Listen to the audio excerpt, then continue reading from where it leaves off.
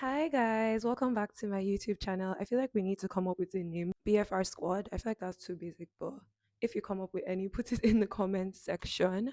Thank you so much for taking time out of your day to watch this video. I really want to build this community, so your presence means a lot to me.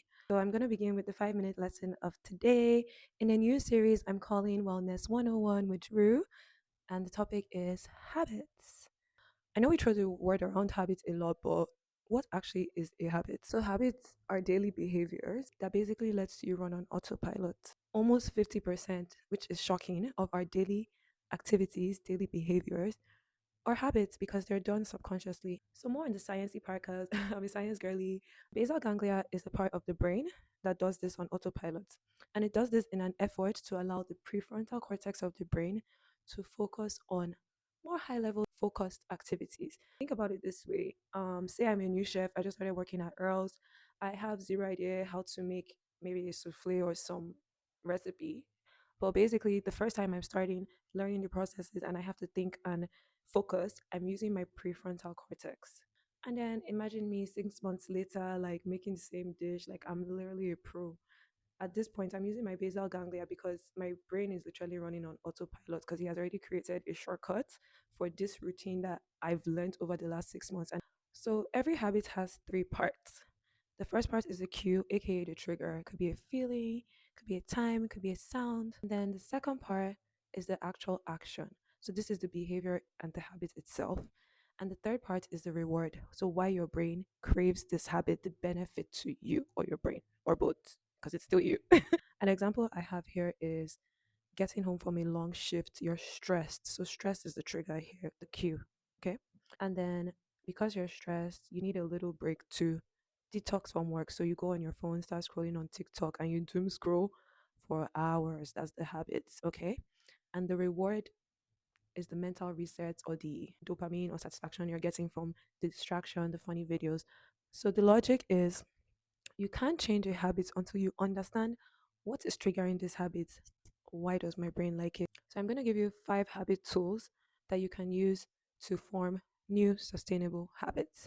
So number one is habit stacking. So how habit stacking works is you pair a current habit with a new desired habit. So an example, say I'm a skincare girly. I do my skincare religiously every morning, every night because I know I'm really good at that and my brain does that automatically. So I could pair it with a new habit I want, say taking my protein smoothie. I do it back to back and stack them together, and that way it's easier for me to maintain this new habit. Okay. Second one is habit swapping.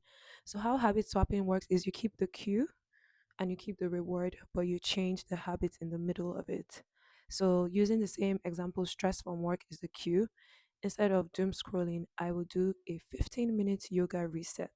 And number three is the 2 minute starter. So the 2 minute starter basically states a new habit should take less than 120 seconds to start. In my community check-in, shout out to Lee. So she struggles with doing her cardio after workouts.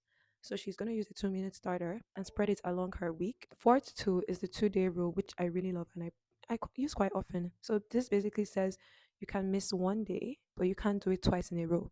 So say Monday I go to the gym, Tuesday I'm feeling pretty low or my period starts. 2 day rule permits me to slip, aka take a day off, but the next day, Wednesday, I have to go to the gym. And the fifth and final tool, which is arguably the most important, and you should definitely pair this and use this with any of the other tools you decide to use, is the identity switch. A very practical example is instead of saying, I want to go to the gym 3 times a week, or I want to lose weight, I want to gain weight. Detach yourself from the goal, detach yourself from the statement, the action, the habit, and attach yourself to your lifestyle, your identity, your core value. So instead of saying, I want to go to the gym 3 times a week, say, I want to be someone who prioritizes my health to have a long and healthy life. To summarize everything, I will leave this as the centerpiece, the power of support. I know not everyone has someone who is wellness inclined, but if you don't have family or friends like this, think about when you were in university, perhaps. Well, I did this. I made an effort, like a conscious effort, to be friends with people who were doing better than me in organic chemistry because I did not like organic chemistry. And naturally, being around them, seeing like the hacks, what they do, It obviously didn't happen at once, but gradually I was able to get my B plus in organic chemistry. Habits can be daunting because you're literally working against your current system, your current habit loop. So start small. Like everyone always wants to be doing the most. Like I've done it too. Like where are we really rushing to? This year literally just started. We have 11 months. There is no time limit. There's you don't have to submit a report. There's no deadline. It's just in your head. Support, be patient, small baby steps, and identity switch. I'm going to add a one-page summary that has everything I've spoken about. Leave topics you want to like talk about or learn about in the comment section. I hope you have a lovely evening. I hope I see you here next Wednesday, 4 p.m. Pacific time. Please subscribe, and if you're related to, even if it's one thing I said, share it with a friend, and yeah, take care.